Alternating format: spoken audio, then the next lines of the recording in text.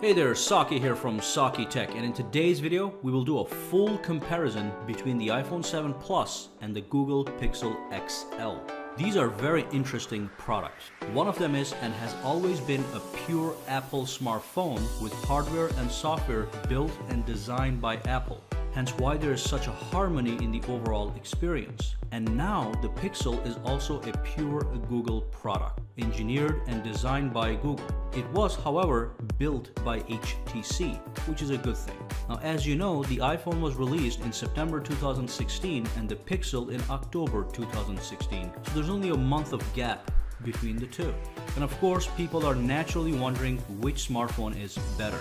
Is the iPhone 7 Plus superior to the Pixel XL? Or is the Pixel XL superior to the iPhone 7 Plus? Or do we have a draw? Which one should you buy? In this video, we will find out. Let's dive in and do a full and complete comparison of every aspect of these two phones. Let's start off with the build and design. These phones look a little alike, but that's a good thing because it is a good design template. The iPhone is a gorgeous looking phone packed in a solid aluminum unibody.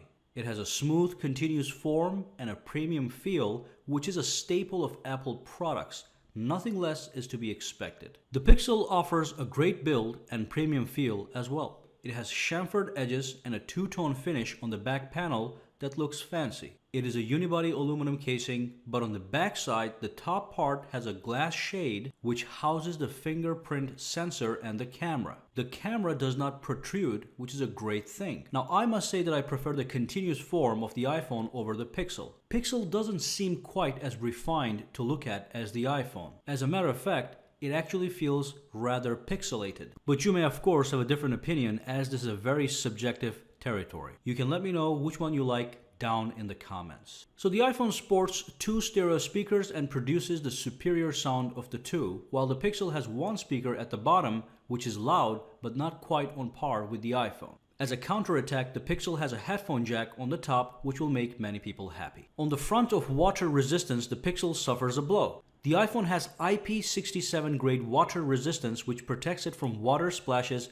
and accidental water submersion. But the Pixel has no water protection at all. So in this category, iPhone has a slight lead thanks to water resistance. The build quality on both is of equal worth, but the design choice is up to your personal preference. So let's move on to the processor, memory, and storage option. The iPhone 7 Plus comes with an A10 Fusion processor clocked at 2.34 GHz and 3 GB of RAM, while the Google Pixel comes with a Snapdragon 821 processor clocked at 2.15 GHz and 4 GB of RAM. As for storage, the iPhone can be acquired in 32 GB, 128 GB, or 256 GB options, while the Pixel can be acquired in 32 GB or 128 GB. There is something that the Pixel offers that the iPhone simply cannot match. All Pixel owners get unlimited cloud storage for their photos and videos. So anytime you take a picture, you can choose to upload it to cloud at maximum quality, which saves space on your local storage. If the majority of your storage consists of photos and videos, this is a great space saver, and it makes buying the 32 GB version of the Pixel a viable option. Now, you can actually purchase storage for your iPhone under iCloud settings, and packages start at $1 a month for 50 GB of storage. That's a lot of storage for $1, but you cannot beat free unlimited storage that Pixel offers. Now, towards the end of this video, I will run a processor and memory benchmark test to see which one of these phones is faster, so stay tuned for that. Meanwhile, we will let the Pixel take a lead in this category because it offers unlimited storage for your photos and videos at maximum quality. For now, let's take a look at the dimensions really quickly. The iPhone 7 Plus measures 158.2 millimeters in height. It is 77.9 millimeters wide and 7.3 millimeters thick, and it weighs 188 grams. The Pixel XL measures 154.7 millimeters in height. It is 75.7 millimeters wide and 8.5 millimeters thick, and it only weighs 189 grams. It seems that the Pixel is thicker but lighter than the iPhone. I'm not concerned about these numbers too much. I doubt they're going to affect anyone's buying choice. So let's move on to the display. The iPhone 7 Plus has a 5.5-inch IPS LCD display with a resolution of 1080 by 1920 and also 401 pixels per inches. The Google Pixel XL has a 5.5-inch AMOLED display with a resolution of 1440 by 2560, which is Quad HD, and it has 534 pixels per inches. So with the display, the Pixel XL will offer the sharper display.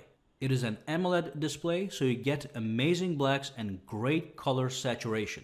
Now the iPhone 7 Plus is still a world-class display with superior color reproduction. Even better than the Pixel XL as far as color accuracy goes. But it simply can't be as sharp as the Pixel XL's Quad HD resolution. This especially becomes clear when you look at higher definition videos and high resolution photos on your phones and you see all the fine details popping out on the Pixel XL. So we will assign the win to the Google Pixel XL. I do think that all flagship phones should sport a Quad HD resolution at this point in time. Now let's move on to the software. This is a very important category, so we will go into some detail. Now the Pixel runs on the latest version of pure Android and the iPhone runs on the latest version of iOS.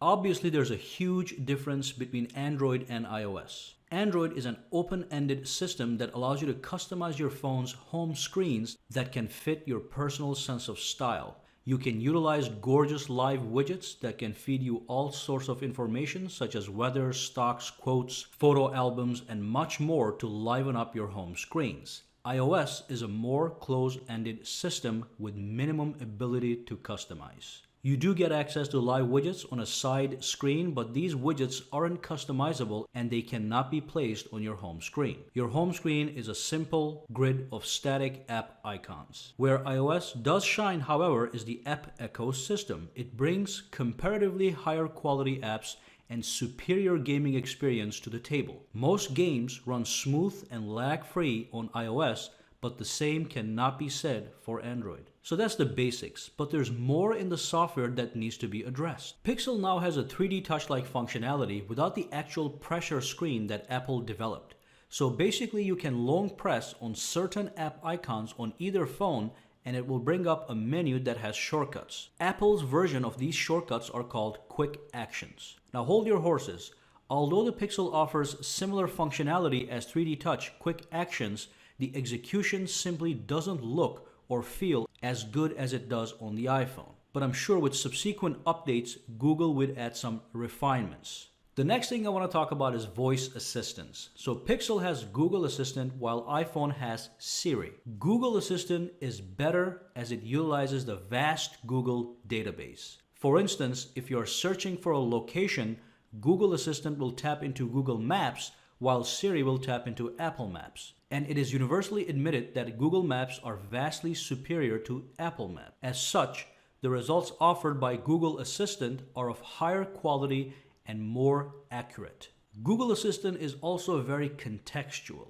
If I was on a website and I was looking at a movie, I can launch Google Assistant and ask what year was this movie made, and I would get an accurate response without having to mention the name of the actual movie, because the assistant just knows that I am on that web page looking at that website. So it's very contextual, and that's not something Siri can do at this point in time.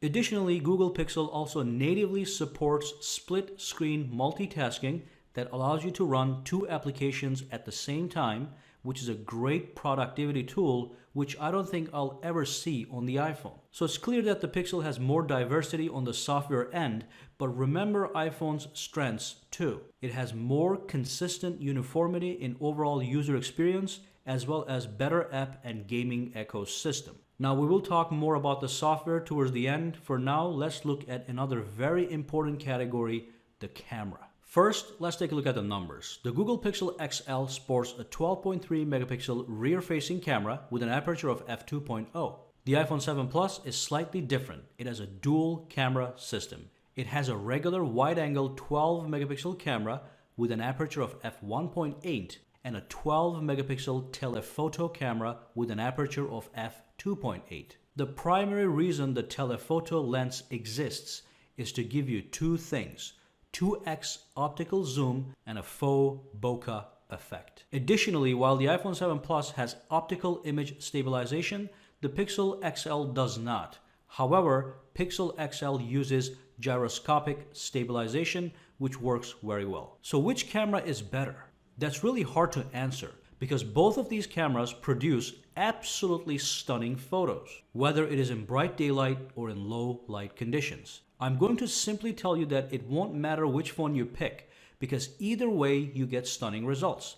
I can sit here and go into some details and compare every nook and cranny, but this is not necessary because most consumers that form the majority of buyers of these phones are not as picky as some of the more detail-oriented users. And even detail-oriented users are going to have a hard time distinguishing which phone camera is better. Now, one thing I will say is that the iPhone 7 Plus does have the advantage of having that secondary telephoto lens, which allows you to utilize 2 times optical zoom and 10 times digital zoom. The secondary camera also allows you to create amazing shots with nice and creamy bokeh.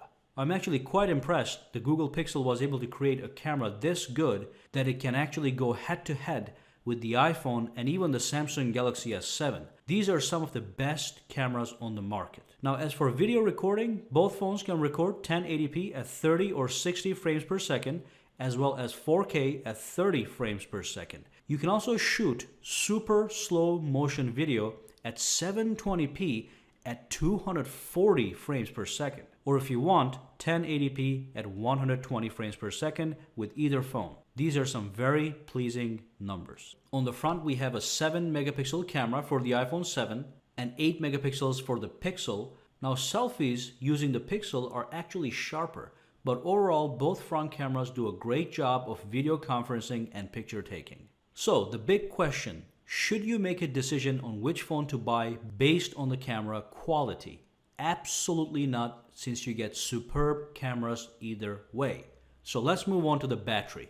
Pixel has a 3450 mAh battery and the 7 Plus has a 2900 mAh battery. The battery capacity on the Pixel XL is larger, but remember that the Pixel XL also has to push more pixels due to that higher screen resolution. So what kind of battery life can one expect? Both phones offer a full day of use under medium use. Medium use is a healthy mixture of using your daily apps, texting a lot, making phone calls, browsing the web, listening to 3 to 4 hours of music, as well as watching a couple hours of video and even some gaming. Under this kind of use, you won't be disappointed with the battery life. And of course, both phones offer battery saver modes that can activate in case your battery is running short and you want to conserve as much juice as possible. But only the Pixel XL offers fast charging, which gives you 7 hours of battery life within 15 minutes of charging, something the iPhone 7 Plus can't do. This is the kind of feature that could save the day if you suddenly have to leave your house but realize that your battery is almost dead. That's when you just plug in the phone to the charger while you get ready and suddenly you have hours of battery life to sustain your mobile life. In the battery department, due to the fast charging feature, I'd give a slight lead to Google Pixel, but they're pretty much equal when it comes to overall battery life after a full charge. Let's talk about security features. Both phones have fingerprint sensors that work lightning fast and flawlessly. The only difference is that the iPhone has it on the front while the Pixel has it on the back side. Now everything looks good here, so let's move on to colors and pricing. So pricing for the iPhone 7 Plus starts at $769 for a 32GB model, and you can get it in jet black, black, silver, gold, and rose gold colors. The Pixel is surprisingly similarly priced at $769 for a 32GB model with 3 color options, blue, black, or silver. So you do have a more diverse color selection on the iPhone. Now let's move on to the benchmarks. So let's run a benchmark test between these two champions and see which one produces more raw horsepower. We will be using the latest Geekbench benchmarking tool to complete this test. So let's quickly kill all the background tasks and launch Geekbench on both phones. And of course, I will fast forward the results all the way to the end so we don't waste several minutes staring at the screen. So as you can see, the iPhone 7 Plus tops the Pixel XL with quite a large margin. In the single core performance, it's more than twice as fast as the Pixel XL, and in the multi-core performance, it has a lead of 1,500 points. So certainly the iPhone 7 Plus is the faster phone, the one that has more raw processing power. And now it is time for a conclusion. Let's crunch all the information together and draw a conclusion. Now, first and foremost, let's do a thought experiment and forget about the software. Meaning, forget about Android and iOS for just a little bit. When we do that, both these phones seem pretty amazing for all tasks one can expect from a smartphone. They will both give you superb call quality, full day of battery life with medium use, fantastic cameras, which is very important. You will get fast and snappy operation across the board, whether you're browsing the web, texting, watching movies, using the calendar, configuring various settings, and all kinds of daily tasks we can do on our smartphones. A few things that Pixel does better are that it has a sharper display and has a headphone jack. But the iPhone has IP67 water resistance, 3D touch, and has dual stereo speakers. So you get a feature here and then you miss a feature there. I want to also re-emphasize that the camera experience will be wonderful on either phone, so no worries there. Now let's end the thought experiment and reintroduce Android and iOS back into the picture, and it becomes evident that software is what emerges as the primary decision maker. If you want a smoothly functioning system with the best apps and superior gaming experience at the cost of losing personalization, then iPhone is the way to go. If you want customization and personalization, and in the case of Pixel, if you want a better voice assistant, you should go for the Pixel. Google Assistant is better than Siri. And of course, you still get access to millions of apps, but the gaming and app quality is simply not as good as the iPhone. And apps are important. So really, if you are a generalist, you can pick either phone based on some feature that appeals to you. But if you're a specialist, you have to be very careful about the kind of software experience you choose. So I can't really pick a winner for you. The days where things were clear-cut are gone. Phones have moved into different directions, and each direction has been refined and refined until near perfection. So what you have here is two fantastic phones to choose from, and it must be chosen based on software desires. And that's it, my friends. Make sure you follow me on Instagram, Twitter, Facebook. Links are down below, and of course, subscribe to Saki Tech and give this video a thumbs up. Have a fantastic day.